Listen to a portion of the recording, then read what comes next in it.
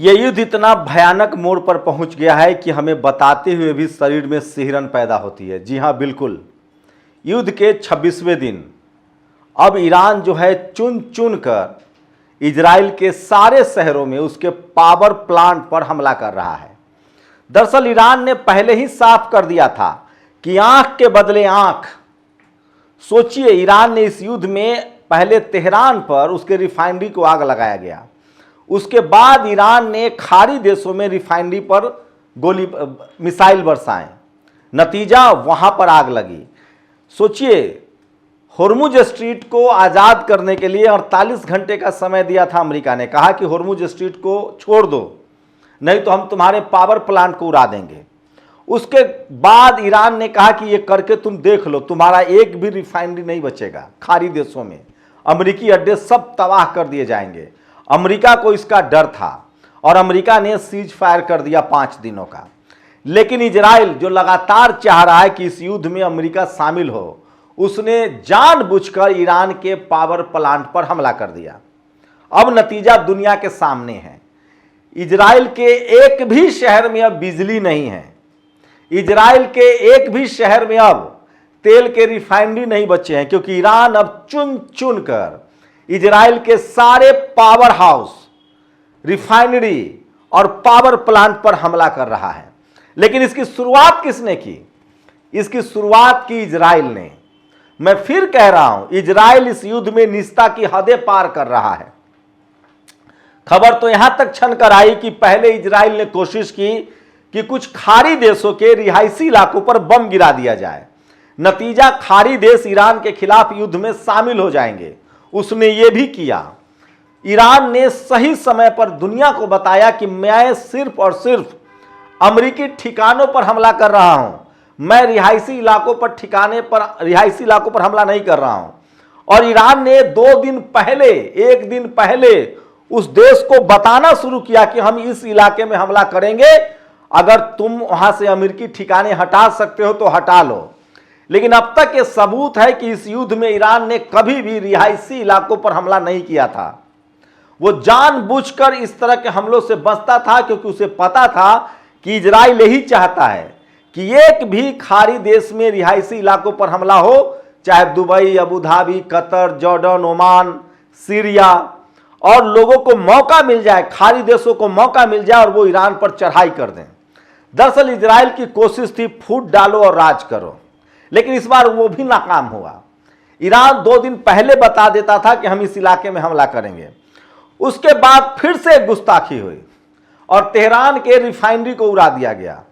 उसके बाद ईरान ने कहा कि जिस देश से ये प्लेन उड़ी है और जहां विस्फोट हुआ है, हमारे रिफाइनरी को उड़ाया है, उस देश के रिफाइनरी को हम उड़ाएंगे। और उसने संयुक्त अरब अमीरात यूएई के रिफाइनरी को उड़ा दिया।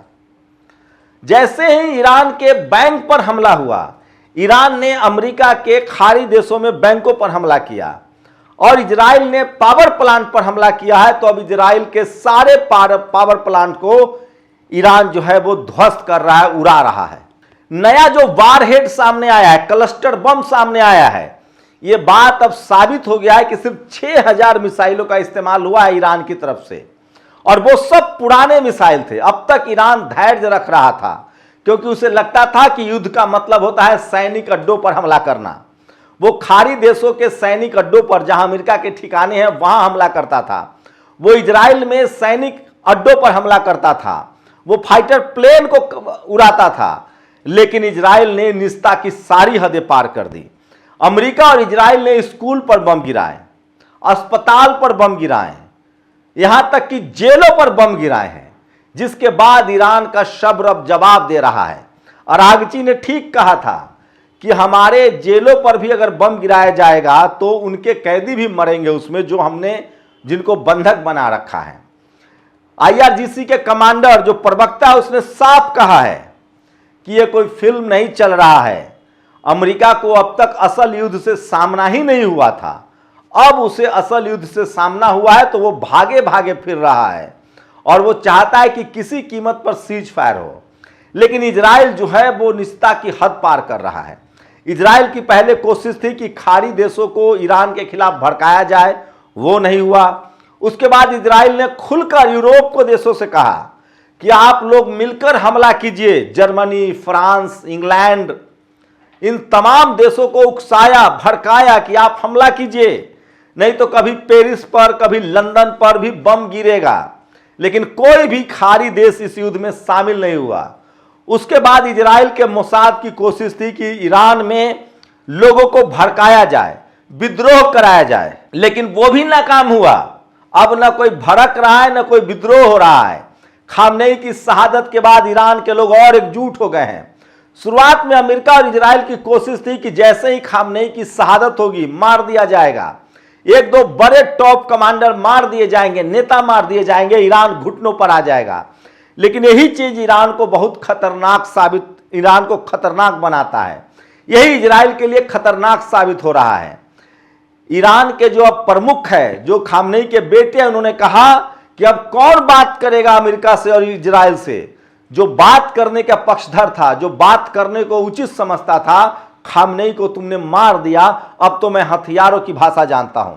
अब ईरान के टॉप लीडर में से IRGC के कमांडरों को चुना जा रहा है। युद्ध और खतरनाक है। और अब ईरान के पास 2.5 लाख मिसाइल हैं। अभी तो उसने 6 से 10 हजार मिसाइल ही इस्तेमाल किए हैं। और जब से सीज फायर का ऐलान हुआ है, अमेरिका ने किया है, उसके बाद से इजराइल पर इतने हमले हो रहे हैं कि कोई भी शहर अब इजराइल का सवेरा नहीं देख पा रहा है। किसी भी शहर में पावर प्लांट नहीं है। LPG गैस के प्लांट को उड़ाया जा रहा है, रिफाइनरी को उड़ाया जा रहा है। और ये सारे रास्ते खुद इजराइल ने दिखाए हैं ईरान को। तो अब मान के चलिए कि इजराइल को जो कहा गया था कि नक्शे से खत्म होगा, वो युद्ध के 26वें दिन होता हुआ दिख रहा है। राजधानी तेल अवीव हो या हाइफा हो, ये तमाम बड़े शहर पूरी तरह से बर्बाद हो गए हैं। ईरान ने कहा है कि यह युद्ध तभी समाप्त होगा जब हमारे ऊपर हमले की भरपाई अमेरिका और इजराइल करेगा। एक एक पाई की भरपाई करनी होगी। और 25वें दिन देर रात पूरे के पूरे इजराइल को फूंक दिया गया है, जला दिया गया है। और बंकर में भी अब बम गिर रहे हैं। और अब ईरान ने भी कह दिया है कि अब हम बर्दाश्त नहीं करेंगे, हमारे आम लोगों को मारा जा रहा है और इजराइल मार रहा है, तो हम भी आम इजरायलियों पर अब बमबारी करेंगे। उसके बाद पूरे देश में कर्फ्यू से भी भयानक हालात हैं। जो लोग बंकर में थे वो भी अब सुरक्षित नहीं है इजराइल में। अमेरिका में तो मैसिव प्रोटेस्ट हो रहा है।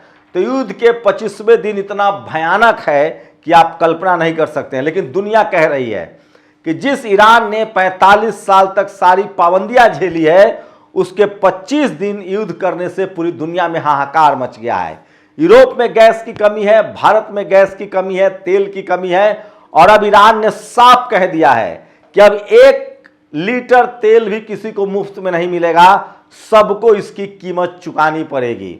तो समझ लीजिए कि अब पूरी तरह से खाड़ी देश और ईरान आजाद हो गया है, स्वतंत्र हो गया, और वो अपने तेल को अपने हिसाब से बेचेगा।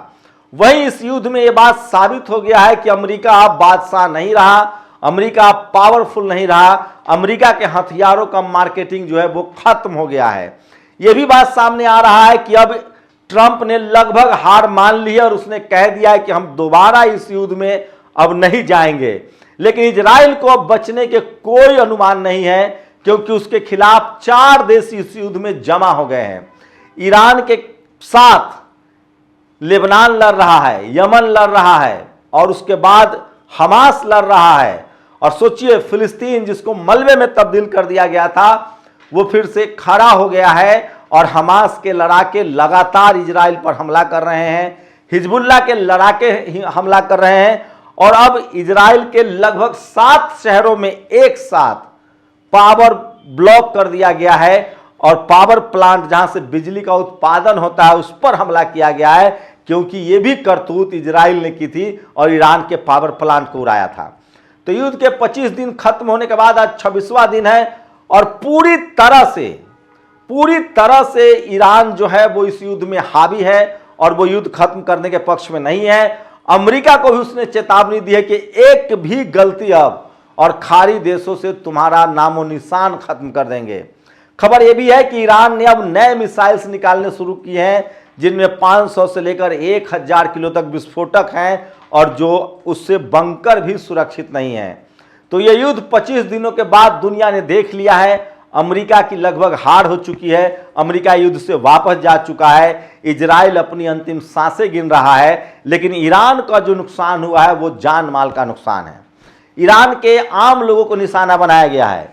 ईरान के सैनिक अड्डों तक पहुंचना इजराइल और अमेरिका के हैसियत के बाहर की बात है, क्योंकि वो सब पहाड़ के गुफाओं में है और कोई 200 फीट गहरा, कोई 150 फीट गहरे अंदर हैं, और वहां तक तभी पहुंचा जा सकता है जब पैदल सेना जाए। लेकिन सोचिए, अमेरिका फाइटर 25 से ज्यादा उसके फाइटर प्लेन मारे जा चुके हैं, 150 से 1000 के बीच उसके जो ड्रोन्स है वो मारे जा चुके हैं। लेकिन अभी ईरान के पास ऐसे ऐसे हथियार हैं, ऐसे ऐसे मिसाइल हैं जिसकी कल्पना से दुनिया अचंभित है, और उसके वारहेड जब हमला हो रहा है, जब विस्फोट हो रहा है, तो लोग चौंक रहे हैं। क्लस्टर बम हो, बैलिस्टिक मिसाइल हो, हाइपरसोनिक मिसाइल हो, इंटरकॉन्टिनेंटल मिसाइल हो, ये सारे मिसाइलों का जमावड़ा है। ईरान ने जो 45 साल की तैयारी की है उसने पिछले 25 दिनों में दिखाया है, और कहा जा रहा है कि वो हथियार जिसका अभी प्रयोग नहीं हुआ है वो और इतना मारक है जिससे लोगों की रूहें कांप जाएंगी। इसलिए अमेरिका इस युद्ध से बाहर हुआ है, क्योंकि उसे अंदाजा हो गया है कि ईरान के पास 10,000 किलोमीटर तक मार करने की भी क्षमता है, क्योंकि 4,000 तक वो मिसाइल दाग चुका है। तो इस युद्ध से अमेरिका ने पूरी तरह से तौबा कर लिया है। इजराइल में अंधेरा छा गया, उसके पावर प्लांट्स को उड़ा दिए गए हैं। अब देखने वाली बात होगी कि इजराइल क्या करता है। ये बात तो तय है कि इजराइल के खिलाफ एक साथ अब 4 देश लड़ रहे हैं, जिसमें लेबनान है, उसके बाद यमन है, उसके बाद आपको बता दें कि फिलिस्तीन है, और खुद ईरान है। वही इराक ने भी घोषणा की है कि अब हम ईरान अमेरिका के खिलाफ लड़ेंगे। तो सोचिए, कहाँ कहा जा रहा था कि पूरा यूरोप जो है वो अमेरिका के साथ लड़ेगा, इजराइल के साथ लड़ेगा, नाटो लड़ेगा, लेकिन धीरे धीरे पूरी दुनिया की सिंपैथी जो है वो ईरान के साथ है, और खाड़ी देश धीरे धीरे ईरान के साथ आ गए हैं। तुर्की ने साफ कहा है कि हम इजराइल की मुखालफत करते हैं और हम इजराइल को सबक सिखाएंगे। तो हो सकता है कि आने वाले 1-2 दिनों में खाड़ी देश एकजुट हो जाए और अमेरिका और इजराइल का पूरी तरह से सफाया कर दे। आप लोग अपनी राय जरूर दीजिए। शुक्रिया। नेशनल दस्तक की आपसे गुजारिश है कि अगर इसको बचाना चाहते हैं तो नेशनल दस्तक को सब्सक्राइब करने के लिए रेड कलर के सब्सक्राइब बटन को दबाएं, फिर बेल आइकन की घंटी दबाएं। नेशनल दस्तक को बचाने के लिए बहुत जरूरी है कि हर खबर को शेयर करें, लाइक करें, कमेंट जरूर करें।